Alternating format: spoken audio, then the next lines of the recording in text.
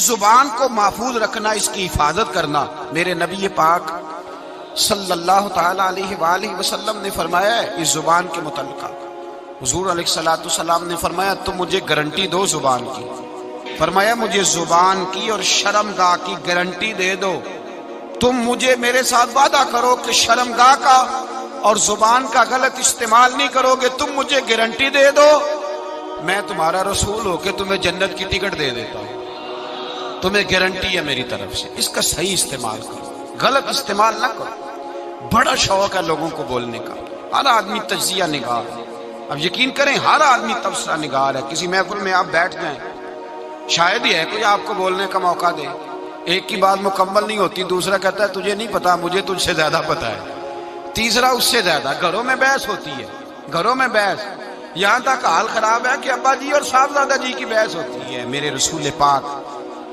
سید عالم صلی اللہ تعالی علیہ وسلم نے اپنے مومن کو نصیحت کی بخاری شریف میں، فرمایا من کان یؤمن باللہ والیوم الآخر فلیقل خیرا او لیصمت، فرمایا جو اللہ پر اور آخرت پر ایمان رکھتا ہے، حضور نے اپنے مومن کو نصیحت کر دی، فرمایا جو اللہ اور آخرت پر ایمان رکھتا ہے یا اچھی بات کہے یا چپ رہے، یا اچھی بات کہے یا۔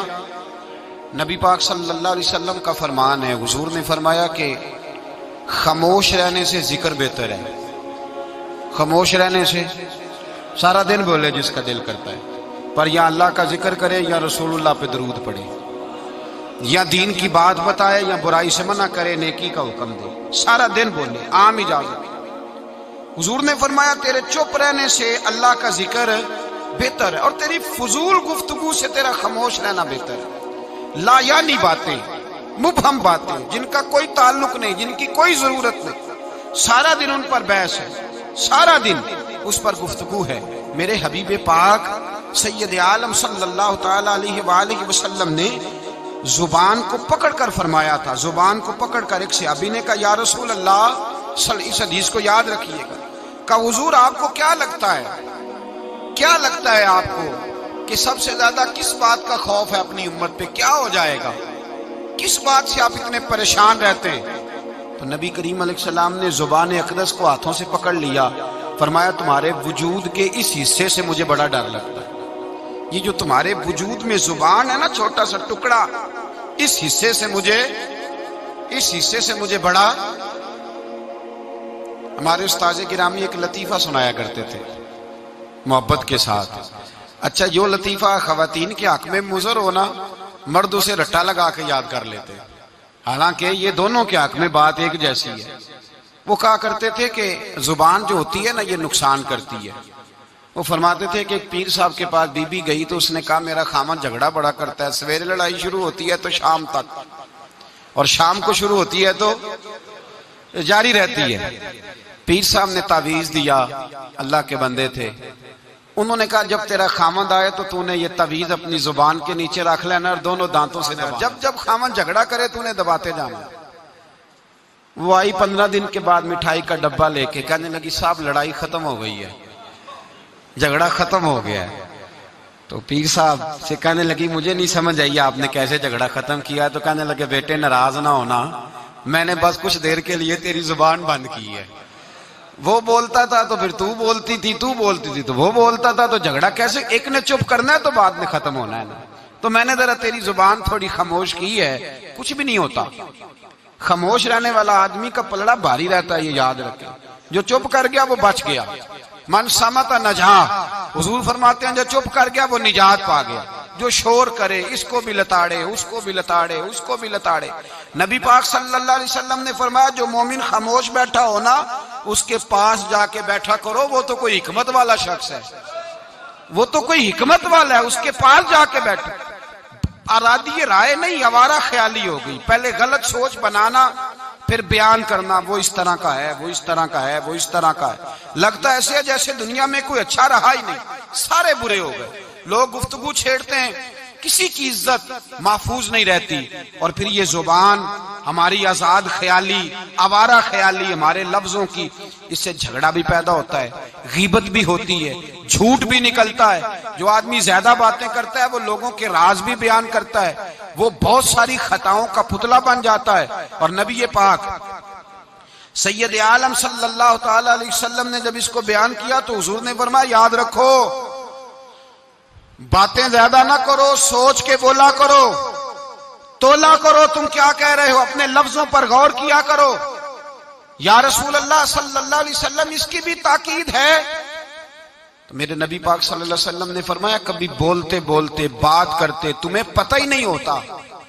تمہاری زبان سے ایسا اچھا جملہ نکلتا ہے کہ رب تمہارے اس جملے کی وجہ سے تمہارے لیے جنت کا فیصلہ فرما دیتا ہے۔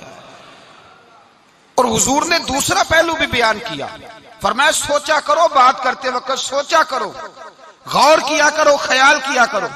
کبھی تمہاری زبان سے ایسا جملہ نکلتا ہے، ایسا فکرہ نکلتا ہے، ایسا فکرہ تمہیں نہیں پتا ہوتا تم کیا کہہ گئے ہو، لیکن اس ایک جملے کی وجہ سے رب تمہارے لیے جہنم کا فیصلہ کر دیتا ہے، جہنم کا۔ ہم لوگ نا بعض اوقات کسی شخص کے بارے میں ایسا سخت لفظ بول دیتے ہیں، بندہ غریب ہوتا ہے، کبھی مجبور ہوتا ہے، وہ جواب نہیں دے پاتا، اس کے پاس طاقت نہیں ہوتی، وہ ڈرتا ہے،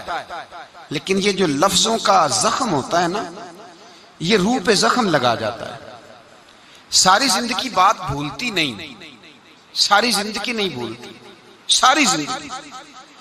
ایک شخص نے مجھے کہا کہ میں بیمار ہو گیا ہوں، فلاں آدمی مجھ سے ناراض ہے، میری صلح کرا دیں، زندگی کا پتہ نہیں۔ میں نے ان سے گزارش کی، میں نے کہا یار صلح کر لیں، وہ کہہ رہا ہے، کہنے لگے میں آپ کے کہنے پہ صلح کر لیتا ہوں، لیکن جو لفظ اس نے کہے تھے وہ مجھے بھولتے نہیں، وہ جملے میری آنکھوں کے سامنے، اس کو نہیں کہنے چاہیے۔ اس نے میری والدہ کے بارے میں، میرے والد کے بارے میں، میرے بھائی کے بارے میں، میرے بارے میں، فلاں کے بارے میں، میرے خاندان کے بارے میں، اس کے لفظوں کی وہ کڑواہٹ اب بھی جب وہ سامنے آتا ہے تو وہ لفظوں کی کڑواہٹ مجھے بھولتی نہیں، وہ میرے لیے سہانے روح ہو گئی۔ اگرچہ بھول جانا چاہیے، حکم شرع یہی ہے، لیکن لفظوں کے اندر جو سختی ہوتی ہے، جملوں کے اندر جو تلخی ہوتی ہے، وہ انسان کو کبھی بھولتی نہیں۔ وقت گزر جاتا ہے، ہم تھوڑی دیر کے لیے اپنی زبان کو اگر قابو میں رکھ لیں، پابندی لگا لیں، کچھ دیر کے لیے اپنے اوپر کنٹرول کر لیں، تو ہو سکتا ہے بہت ساری روحوں کو ہم گھائل کرنے سے بچ جائیں۔ میرے نبی پاک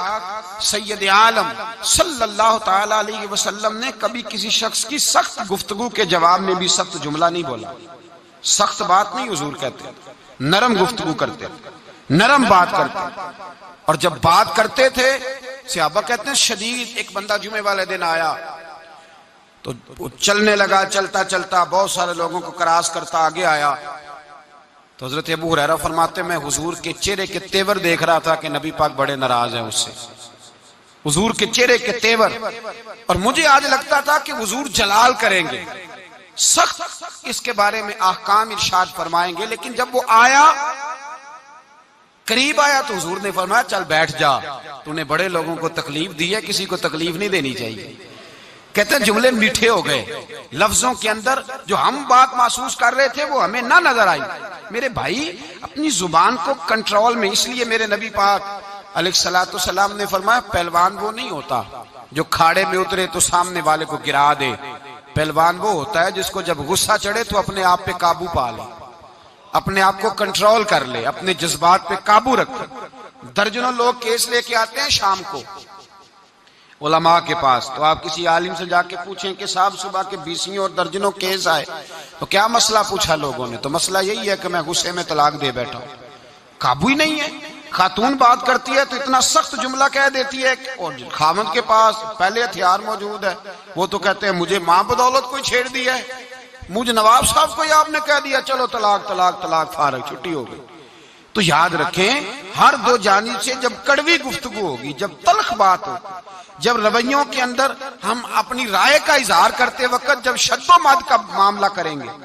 لمبی نمازیں، آج زکاتیں، عبادتیں، میں مسند امام محمد بن حنبل کا حوالہ دینے لگا ہوں، اگر آپ کی زبان ٹھیک نہیں تو ضائع ہو جائے گا سارا کچھ۔ اگر آپ کی زبان کڑوی ہے، اگر آپ جی میں منہ پہ کہہ دیتا ہوں،